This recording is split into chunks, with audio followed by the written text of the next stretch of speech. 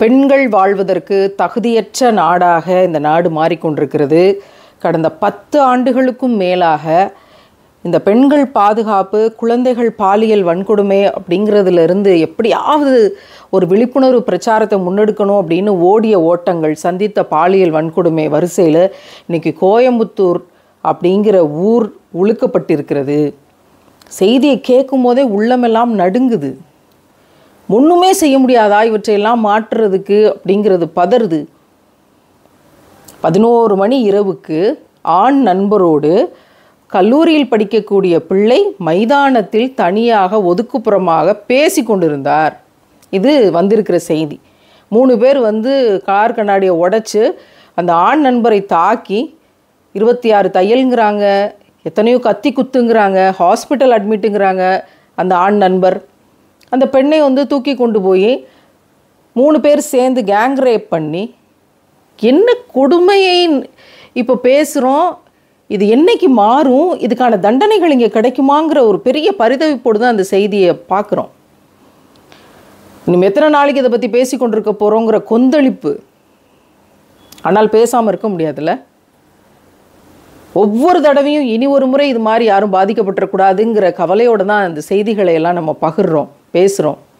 இதை ஒரு விழிப்புணர்வு பிரச்சாரமாக தொடர்ந்து முன்னெடுத்து கொண்டிருக்கிறோம். 3 பேர் சேர்ந்து கேங் ரேப் பண்ணி ஆடை இல்லாமல் அந்த பெண் மீட்டெடுக்கப்பட்டாள். அரைகுறை ஆடையோடு மீட்டெடுக்கப்பட்டாள்.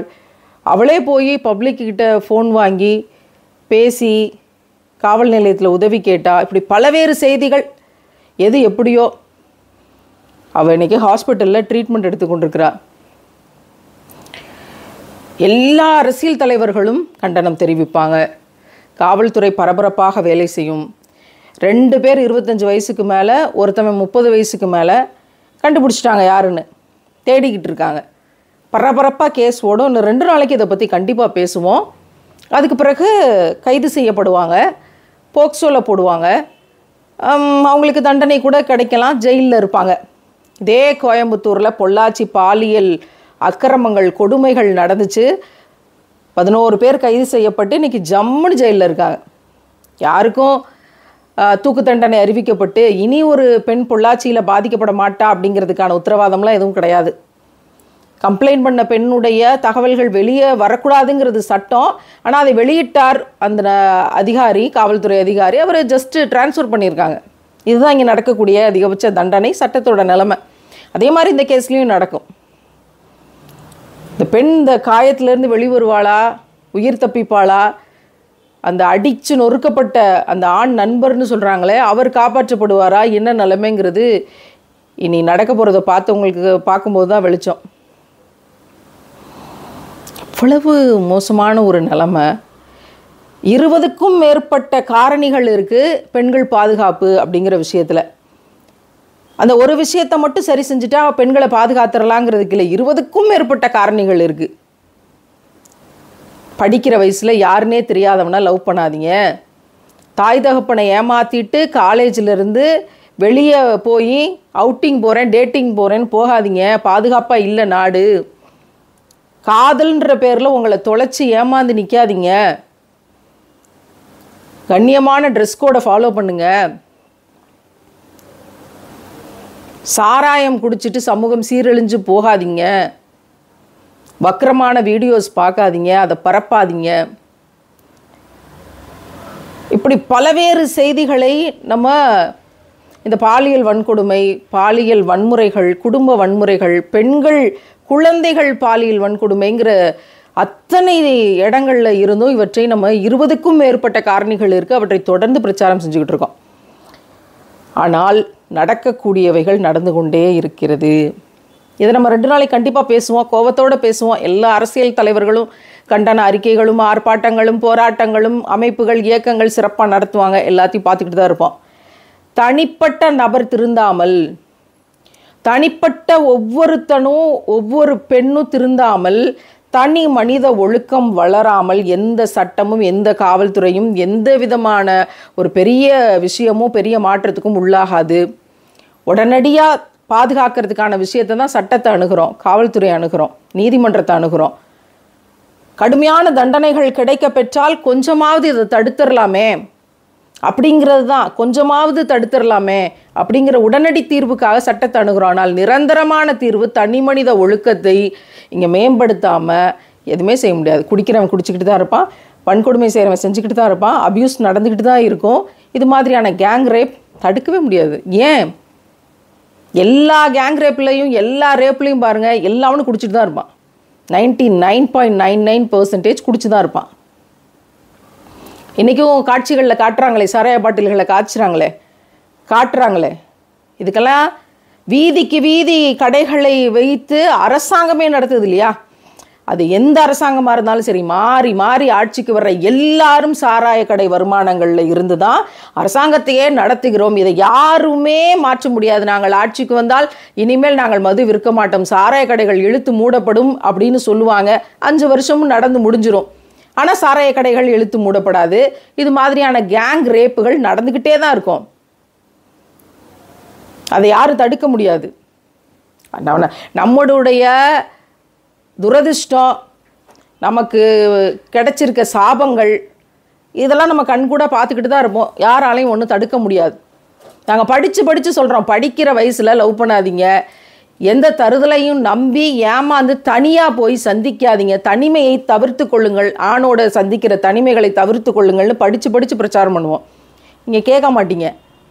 உங்கள் ஊர் மதுரை, கோயம்புத்தூர் காலேஜில் படிக்கிறீங்க, 11 மணிக்கு ஆண் நண்பரோட ஆள் நடமாட்டம் இல்லாத அந்த கிரவுண்டில் உங்களுக்கு என்ன வேலை என்று இன்றைக்கு நாம் கேள்வி கேட்டோம்னா, அதெல்லாம் நீங்கள் கேட்கக்கூடாது, அதெல்லாம் நீங்கள் பேசக்கூடாது. எங்களுக்கு 18 வயசு ஆயிடுச்சு, எங்களுக்கு என்ன செய்கிறதுன்னு தெரியும், எங்களுக்கு என்ன முடிவெடுக்கிறதுன்னு தெரியும், நாங்கள் லிவிங் டுகெதராகவும் இருப்போம், யார் வேணால் யார் கூட வேணால் சேர்ந்துக்குவோம், அதெல்லாம் நீங்கள் கேட்கக்கூடாது. என்னம்மா 11 மணி ராத்திரிக்கு ஒரு ஆணோடு பெண்கள் எப்படிங்க தனியாக போகிறது? அப்படி பாதுகாப்பான நாடாவாங்க இந்த நாடு இருக்குது. நீங்கள் அப்படி வாழணும்னு நினச்சா அழகிய முறையில் திருமணம் செய்து கொண்டு வாழுங்கள். இந்த பிள்ளை ஃபஸ்ட் இயர் படித்து கொண்டிருக்கு. அந்த ஆண் நண்பர் என்று சொல்லப்படக்கூடியவர் ஆட்டோமொபைல் கடையை நடத்திக்கிட்டு இருக்காராம், வேலை செஞ்சுக்கிட்டு இருக்காராம், தெரியல. இவங்க ஒரு கார் எடுத்து கொண்டு வர்றாங்க. அங்கே சுற்றி இருக்கக்கூடிய பொதுமக்கள் பதிவு செஞ்சுருக்கிறாங்க.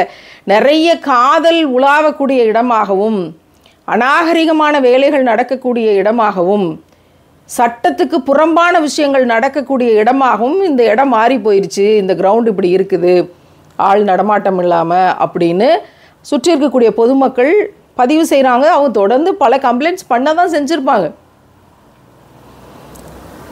அப்படி உங்களுக்கு சட்டத்துக்கு விரோதமாக இந்த மாதிரியான அசௌகரியமான சூழல்கள் சுற்றி நடக்குதுன்னா நீங்கள் இம்மீடியட்டாக அதுக்கான வேலைகள் செய்யுங்க. இம்மீடியட்டாக அப்போ சுற்றி இருக்க பொதுமக்கள் எல்லோரும் சேர்ந்து, நாட்டில் பல இடத்துல நம்ம சொல்கிறோம், அந்தந்த தெருக்காரங்க, அந்தந்த ஊர்க்காரங்க சேர்ந்து அந்த ஊரினுடைய தெருவினுடைய பாதுகாப்புக்கு நீங்கள் தான் மெனக்கிடணும். எங்கே எப்படி சிசிடிவி வைக்கிறது, என்ன செய்கிறது, நீங்கள் தான் மெனக்கிடணும்.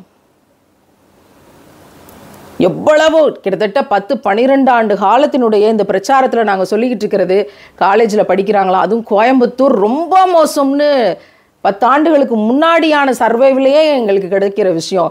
சர்வசாதாரணமாக ஹாஸ்டலில் ஏமாற்றிட்டு போவாங்க. பெண் பிள்ளைகள் எப்போ வேணால் வெளியே போவாங்க, எப்போ வேணால் உள்ளே வருவாங்க. ஏகப்பட்ட அபார்ஷன்ஸ் நடக்கும். ஹாஸ்டல் வார்டனே கூட்டிகிட்டு போய் அபார்ஷன் பண்ணி பேரண்ட்ஸ்க்கு தெரியாமல் கூட்டிகிட்டு வருவாங்க. ஏன்னா பிள்ளைய படிக்கிறது நிப்பாட்டிடுவாங்க, எங்களுக்கு ஃபீஸ் கிடைக்காம போயிடும். இப்படி பலவேறு விதமான குற்றச்சாட்டுகள் அப்போவுமே கிடைச்சது. விட்னஸ் பண்ணவங்க இருக்காங்க. நம்ம இதெல்லாம் தொடர்ந்து பிரச்சாரம் பண்ணிக்கிட்டு இருக்கோம்.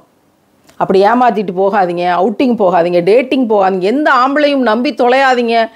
காதல்ங்கிற பேரில், இந்த உடல் இச்சைங்கிற பேரில், ஹார்மோன்கள்ன்ற பேரில் போகாதீங்க. நம்பக்கூடிய உலகமாக இன்னைக்கு பாதுகாப்பான உலகமாக இல்லை. கூட போகிற ஆண்கள் நாளைக்கு உங்களை பாதுகாத்து கல்யாணம் பண்ணுவாங்களான்னு தெரியாது, கழட்டி விட்டுட்டு போவாங்களான்னு தெரியாது, உங்களை நடுத்தெருவில் நிப்பாட்டிட்டு போவாங்களான்னு தெரியாது, உங்கள் வயிற்றில் குழந்தை வந்துருச்சுன்னா அந்த குழந்தைக்கு நான் தான் அப்பான்னு சொல்லுவாங்களான்னு தெரியாது. அதுபோக இந்த மாதிரியான இடையிலான ஆட்கள் குறுக்கில் தூக்கிட்டு போய் கேங் ரேப் பண்ணி, நிர்பயா கேஸில் இதானங்க நடந்துச்சு.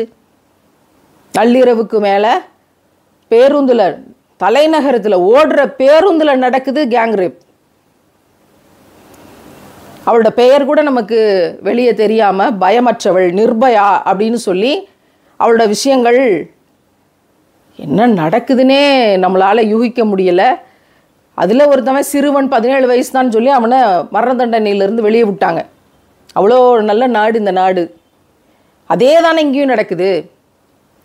அன்டைமில் வெளியில் போகிறது பாதுகாப்பானதாக இல்லை. இதை நம்ம பேசும்போது என்ன சொல்லுவாங்க, நீங்கள் அடிப்படைவாதம் பேசுகிறீங்க, நீங்கள் பெண்களை வந்து பின்னாடி இழுக்க பார்க்குறீங்க, நாங்கள் எந்த நேரத்தில் வேணால் எப்போ வேணால் போவோம், ரேப் ஏன் நடக்குது அதை தான் நீங்கள் மாற்றணும், அந்த ஆண்களை தான் நீங்கள் திருத்தணும், அதுக்கான சட்ட திருத்தத்துக்கு தான் போராடணும், இப்படி பேசுவாங்க. நம்ம தானுங்க நம்மளை பாதுகாத்துக்கணும். ஊரெல்லாம் கொரோனா கிருமி இருக்குது, நம்ம தானுங்க மாஸ்க் போட்டுக்கணும் முதல்ல. அது பிறகு யார் யார் இறுதி முடிவு எப்படியோ அப்படி. நம்ம தானே குறைந்தபட்சமாக முதல்ல நம்ம மாஸ்க் போட்டுக்கணும். அந்த அந்த தாய் தகப்பனுக்கு இந்த பிள்ளை என்ன பதில் சொல்லுவா? அந்த தாய் தகப்பனுக்கு அந்த ஆண் நண்பர் என்ன பதில் சொல்லுவார்? நாங்கள் படித்து சொல்கிறோம், இந்த சமூகம் ரொம்ப மோசமாக கிடக்கு, எவனையும் நம்பக்கூடிய சூழ்நிலையில் இல்லை, வெளியில் பெண்களுக்கு பாதுகாப்பு இல்லை, உங்களுக்கான பாதுகாப்பு கல்லூரி ஹாஸ்டல், நீங்கள் எங்கே படிக்கிறீங்க, உங்களோட பாதுகாப்பை நீங்கள் உறுதி செய்ய முடியும். அதை விட்டுட்டு இந்த பாதுகாப்பு கோட்டை மீறினால், எப்படி வேணாலும் வாழணும்னு முடிவெடுத்தால், கட்டுப்பாடற்ற சுதந்திரம் அப்படிங்கிற ஒரு விஷயத்தை கையில் எடுத்தால் இதுதான் நடக்கும். வீடும் வீட்டை சுற்றி இருக்கிற இடங்களும் பெண்களுக்கு பாதுகாப்பானதாக இல்லை அப்படின்னு ஐநா சபை அறிவிச்சிருக்கு. பெற்றோர்கள் கவனமாக இருங்க. பிள்ளைகளை படிக்க வைக்கிறீங்கன்னா என்ன ஏது அப்படிங்கிறத இதெல்லாம் எடுத்து சொல்லி ரொம்ப கவனமாக இருக்கணும் அப்படிங்கிறத மறுபடியும் எடுத்து சொல்லுங்கள். ஹாஸ்டல்லேருந்து வெளியே போகவே கூடாது. போகிறீங்களா, உங்களோட ஃப்ரெண்ட்ஸோட போகிறீங்களா, காலை நேரத்தில் வந்தீங்களா, நிம்மதியாக சாப்பிட்டீங்களா, படிச்சிங்களா, வயசுக்கு வர்றீங்களா, நல்ல காலத்தில் தாய் தகப்பன் பார்த்து கல்யாணம் பண்ணி வைக்கிறாங்களா, நாளைக்கு ஏதாவது ஒரு பிரச்சனைனா கூட அவங்கெல்லாம் வந்து நிற்பாங்க. இங்கே அந்த காதலுங்கிற பேரில் எல்லாரையும் விட்டுட்டு ஓடி போய் அவனும் நடுத்தருள் விட்டுட்டு போய் யாருமே இல்லாமல் நின்று அரேஞ்ச்டு மேரேஜ் லவ் மேரேஜுங்கிறது இங்கே பிரச்சனை இல்லை. அரேஞ்ச்டு மேரேஜில் இருக்க ஒரு சௌரியம் சுற்றி இருக்க எல்லாரும் நிற்கவாது செய்வாங்க ஒரு பிரச்சனைன்னு வரும்போது. லவ் மேரேஜில் அவனும் விட்டுட்டு போயிடுவான், இவங்களும் யாரும் நிற்க மாட்டாங்கன்ற பெரிய பரிதவிப்பு இருக்கும். அட்லீஸ்ட் குறைந்தபட்ச சேஃப்டியவாது செலக்ட் பண்ணுங்கம்மா. எவனையும் நம்பக்கூடிய சூழ்நிலையில் நாடு இல்லை. காதல் புனிதமானது, இருந்துட்டு போகட்டும், ஆனால் எவனையும் நம்பக்கூடிய நிலைமையெல்லாம் நாடு இல்லை. இன்றைக்கி கிளாஸில் வாத்தியார் அப்யூஸ் பண்ணுறான், பிரின்ஸிபல் அப்யூஸ் பண்ணுறான், பிடி வாத்தியார் அப்யூஸ் பண்ணுறான், என்எஸ்எஸ் என்சிசி கேம்புக்கு கூட்டிகிட்டு போய் அப்யூஸ் பண்ணுறானுங்க. 7 வயசு 8 வயசு பிள்ளைகள் 7ஆம் கிளாஸ் பிள்ளைகள்னு கூட எவனும் பார்க்க மாட்டேங்கிறாங்க, அப்யூஸ் பண்ணிட்டு கிடக்குறானுங்க. கரஸ்பாண்டண்ட்டு, பேரண்ட்டு, டீச்சரு, பேரண்ட்டு சொந்தக்காரங்க, டீச்சர் சொந்தக்காரங்க, வகுப்பில் படிக்கிற பிள்ளைகள் எல்லாரையும் கெடுக்கிறான், சீரழிக்கிறான். இவர் பல பேர் அதில் உடன்பட்டு போய் கொள்கிறார்கள்ன்ற செய்தியெல்லாம் வருது. சாமியார்கள் சொல்லவே தேவையில்லை, அது எந்த மதத்து சாமியார்களோ. இவனுங்க புனிதம் பிம்பத்தில் நடத்தக்கூடிய கூத்துக்கள் சமீபத்தில் கடலூர் ஸ்கூலில் இருந்து, சென்னை பாபா ஸ்கூலில் இருந்து, சில மதரசாக்களில் இருந்து எல்லா இடங்கள்லையுமே கட்டவிழ்த்து ஓடப்பட்டிருக்கு. எங்கேயாவது இந்த மாதிரியான புனித பிம்பம் கட்டப்பட்டவர்களுக்கு, போக்சோவில் போடப்பட்டவர்களுக்கு தூக்கு தண்டனைன்ற செய்தி வந்திருக்கா? அவர் வாத்தியார் வந்து பிள்ளையை கெடுத்தான், டீச்சருக்கு எடுத்தான், அல்லது உடன்பட்டு போனார்கள், எங்கேயாவது தூக்கு தண்டனைன்ற செய்தி ஏதாவது வந்திருக்கா? ஏதாவது கல்வி நிறுவனங்களில், இந்த கடலூரில் இப்போ கரஸ்பாண்டன்ட் கூத்து பண்ணானே, கரஸ்பாண்டோட மகன் கூத்து பண்ணானுங்களே, போக்சோவில் உள்ளே போட்டிருக்காங்களே, எங்கேயாவது தூக்கு தண்டனைங்கிற செய்தி வந்திருக்கா? பொள்ளாச்சி பயங்கரங்களில் தூக்கு தண்டனைங்கிற செய்தி வந்திருக்குதா? ஆஷிஃபா குழந்தை அவளுடைய வழக்கில் தூக்கு தண்டனை செய்தி வந்துச்சா? நிர்பயா வழக்கில் வந்தது. 17 வயது குற்றவாளியை உள்ள அந்த பிள்ளையோட உறுப்பில் இரும்பு ராடை செலுத்தி கொலை செஞ்சவனுக்கு வெளியே விட்டீங்க. 17 வயசு சிறுவனாமா. சிறுவன் செய்கிற வேலையை அதெல்லாம். அட்லீஸ்ட் அவன் சாகும் வரைக்கும் வெளியே விடக்கூடாதுன்னா உள்ளே வச்சுருந்துருக்கணுமா இல்லையா? ரொம்ப அழகான சட்டங்கள்.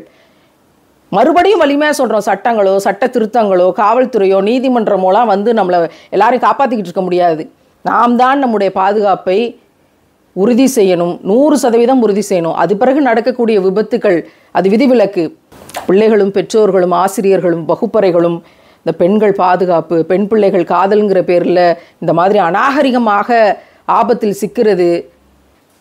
இதே பழைய சபரிமாலாவாக இருந்தால் தெருவில் போய் உட்காந்து போராடி ப்ரெஸ்ஸுக்கு பேட்டி கொடுத்து ஆர்ப்பாட்டங்கள் போராட்டங்கள் அப்படின்னு இறங்கியிருப்போம். ஆனால் இன்றைக்கி ஒரு பைசா பிரயோஜனம் கிடையாதுன்றது விளங்குது. நான் விழிப்புணர்வைத்தான் பரப்புவதற்கான கருவியாக இருந்தாகணுங்கிறது விளங்குது. நோட்டீஸ் அடித்து ஒவ்வொரு வீட்டுக்கும் அந்த நோட்டீஸுகளை கொண்டு போய் சேர்த்து பெண்கள் பாதுகாப்பு குழுவை ஒவ்வொரு ஊர்லையும் உருவாக்கி விழிப்புணர்வை ஏற்படுத்த வேண்டும் என்ற வேலை தான் புரியுது. நாம் எல்லாரும் சேர்ந்து இந்த வேலையை செய்ய வேண்டியிருக்கு. ஒவ்வொரு வீட்டில் இருக்க பெண்ணும், ஒவ்வொரு தாயும் பொம்பளை பிள்ளை ஆம்பளை பிள்ளைன்னு இப்போ பிள்ளை பத்து எடுத்த அத்தனை பேரும் இந்த வேலையை சேர்ந்து செய்ய வேண்டியிருக்கு. உங்கள் வீட்டு பிள்ளைகளுக்கு இந்த செய்தியை கொண்டு போய் சேர்த்துங்க. ஆண் பிள்ளைகள் கண்ணியமாக, ஒழுக்கமாக, சாராயத்துக்கு அடிமையாகாத, போதைப் பொருட்களுக்கு அடிமையாகாத ஆண் பிள்ளைகளை வளர்க்குற தாய்மார்கள் இருக்கணும். சின்ன குழந்தையிலிருந்தே சொல்லி வளர்க்கணும். பெண் குழந்தைகள் பாதுகாப்பாக, கண்ணியமாக, பேணுதலோடு, நல்ல அறிவை பெறக்கூடிய, நல்ல ஒழுக்கத்தை பெறக்கூடிய பிள்ளைகளாக உயர்ந்த லட்சியத்தோடு இருந்தால் எங்கே இருந்துங்க படிக்கிற வயசில் காதல் தருதலை கத்திரிக்கான்னு ஓடுறது? பெண் பிள்ளைகளை அதை சொல்லி கொடுத்து வளர்க்கணும். பெற்றோர்கள், ஆசிரியர்கள், வகுப்பறைகள் அத்தனை பேருக்கும் இதில் பொறுப்பு இருக்குது. தனி மனித ஒழுக்கம் இங்கே நிலைநிறுத்தப்படாமல் இந்த பாலியல் வன்கொடுமைகளை, இது போன்ற கேடுகட்ட அவலங்களை இந்த நாட்டில் இருந்து நிச்சயமாக மாற்ற முடியாது. பெண்களுக்கு பாதுகாப்பான சூழலை உருவாக்க முடியாது.